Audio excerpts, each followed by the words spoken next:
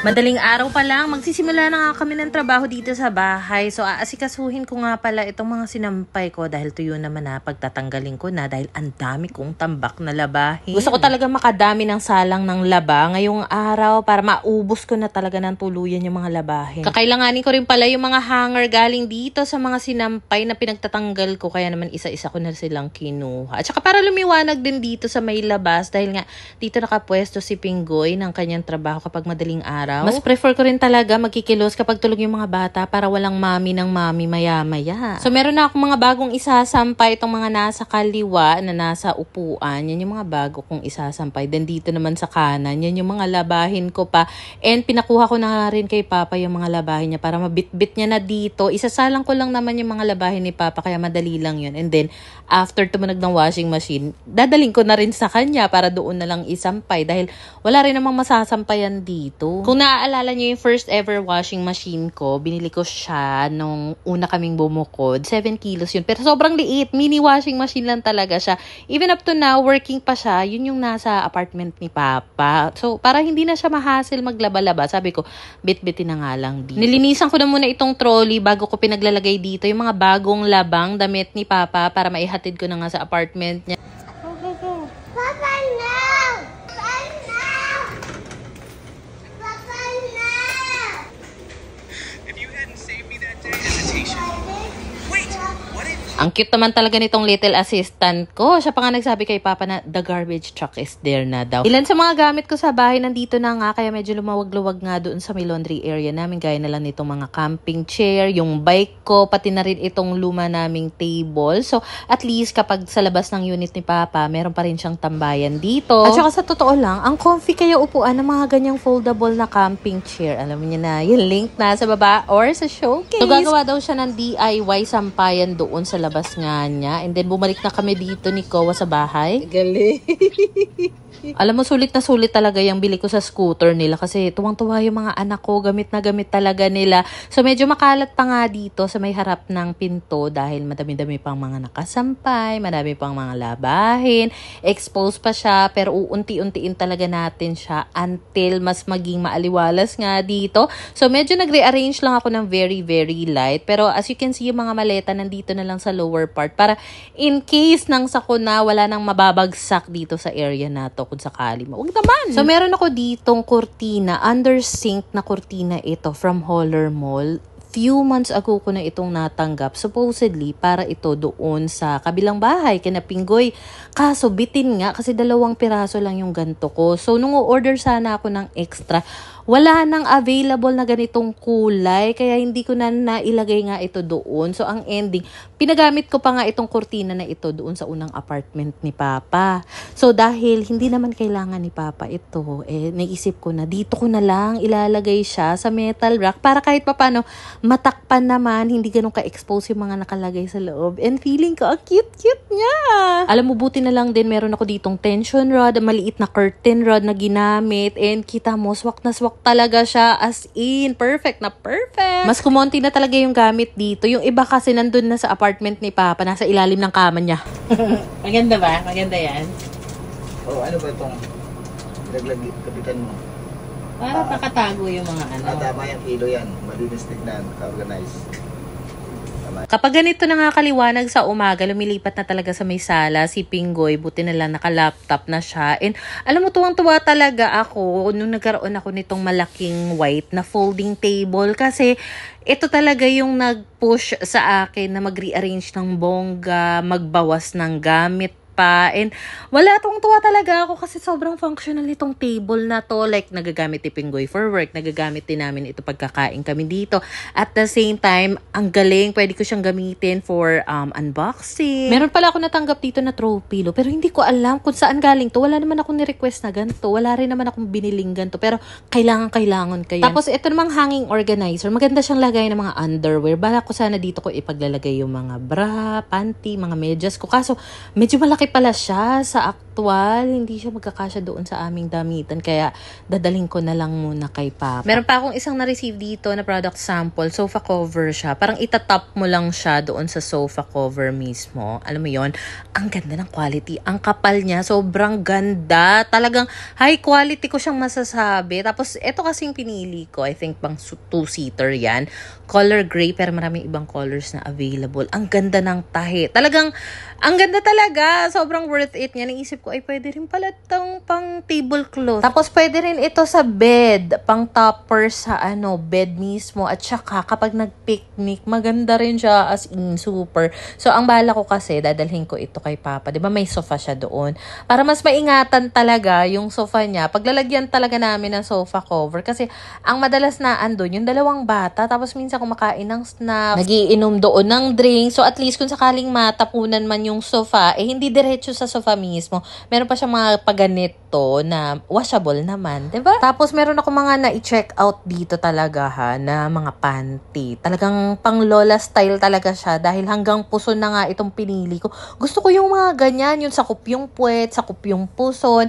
Nasa around 70 or 80 pesos each yan. Pero maganda, ang ganda ng quality ng mga panty na yun. Nakuha.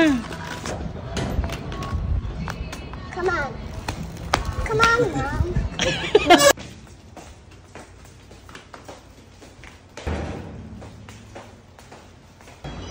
Mainit ka tali ko. Mainit pa yan. Sige na, makain ka na dyan. Makakat ang plato. Nagluluto ako. Oh. Kaya lang, pag putol-putol ko. Wow, mukhang masarap. Yun ang Hindi gusto ko kasi ipato. Pinoy. Ha? Masarap to, Sus Mariusip. Kayo ba naman pagkakainin ko ng hindi masarap pamilya ko kayo? Pag natikman mo to, sabihin mo pa. 40. 40 pesos lang. Okay. Okay to. Mukhang okay yung natin ngayon Thank you pa. Grabe, ang sarap nung nilutong munggo ni Papa. Promise, nagpadami talaga yung kain ko nun. Tapos, eto mga hapon na, nagyaya si Pinggoy sa mall. Feeling ko medyo paldo ka. Paldo ka, sir. So, syempre, hindi na tayo para magpa-inarte pa. Sama agad. So, dito nga pala kami pupunta sa may Southwoods Mall. And ganda-ganda talaga ako dito sa lugar na to. As in, alam mo, hopefully nga, kung makalipat man kami ng bahay, hopefully dito lang din sa area na ito. Pero let's see kung ano pang pa-plot twist ni Lord. Alam mo, buti na lang din talaga. Ang aga ko nga nagsimula maglaba. At least ngayong hapon, medyo hayahay na rin talaga ako. At unang stop, Starbucks. Ikaw, Pinggoy, alam mo na yung kilitira talaga. So anyway, magmerienda lang kami dito. At madalas kapag umaalis ako ng bahay, mapupuntahan akong get-together, event. Ito po yung dinadala kong tripod. Kasi kapag nakatupi yan, parang keychain lang talaga yan. So eto na nga po, ang paalog ni Pinggoy this 2025. Char! So meron tayo ditong cheesecake and may chocolate cake. Itong paboritong pasta ng mga anak ko.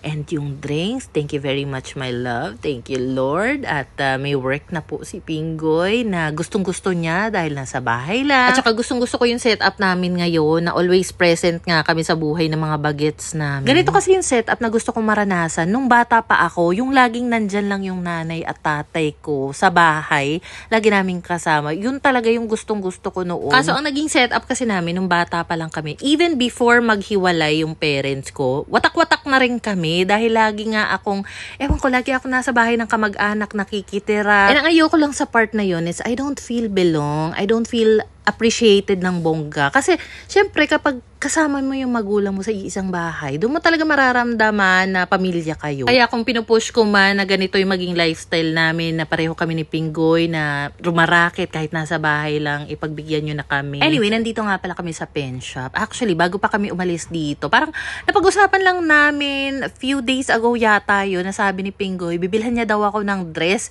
So, nung nandito na kami sa mall, hindi ko talaga siya inisip at all, pero nung napadaan kami ng pen shop, may nakita si Pinggoy na naka-display na dress. Sabi niya, love, bibilhan na kita ng dress. So, bakit aarte pa ako dito? So, tumingin na nga lang ako ng dress na kung ano mang makikita ko na pwede kong magamit dito. Kasi, syempre, it's the thought that counts. Tapos, ito pala mga bata, pinagbibilhan din ni Pinggoy ng mga headband doon sa harap nitong pen shop. So, ito lang yung mga itatry kong dress. Gusto ko kasi is casual lang yung atake ng dress para magamit ko talaga ng madalas. Ang ganda ng tela ng dress na to. Ang comfy niya sa balat. Ang ganda ng neckline niya. Pero, nung sinuot ko, parang hindi siya flattering sa type ng body ko. And then, ito naman yung pangalawa.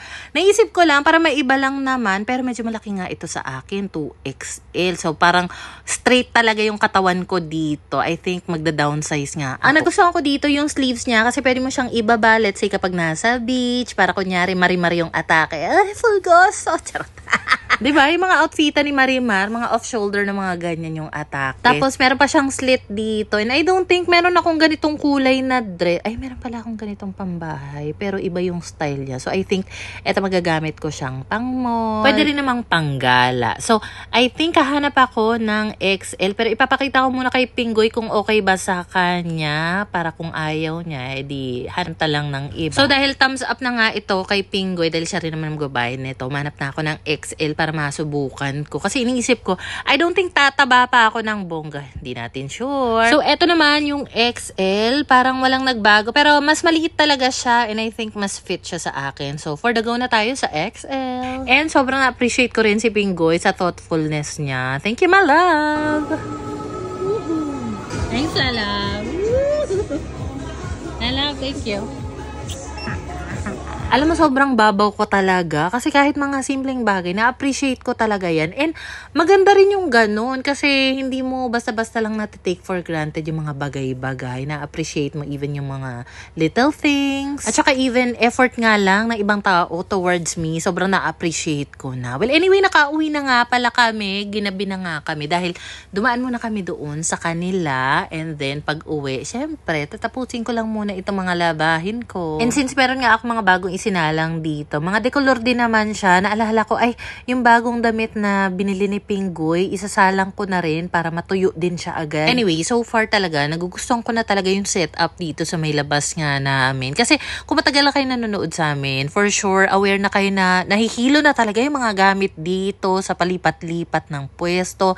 And I think, kahit maliit lang talaga yung pwesto mo, basta malikot lang yung isip mo at willing ka namang gumalaw-galaw sa bahay, marami talagang possibility ng mga arrangement ang pwede ninyong ma-achieve kahit limited ang space. Nga pala, natuyo na pala yung mga checkered bedsheet. Isang beses ko lang talaga siya ginamit. Ginawan ko lang din ng content. Then after ko malabhan, pinadala ko na nga kay Papa dahil dito na siya gagamitin. Para naman mapalitan na itong bedsheet ni Papa dahil I think mga 2 weeks na nga yata ito sa apartment niya para malabhan ko na rin. And thank you rin pala sa mga nagagandahan sa apartment ni Papa. Para daw condo, ganun, parang bachelor's pad daw. Oo nga naman, ang cute-cute niya talaga.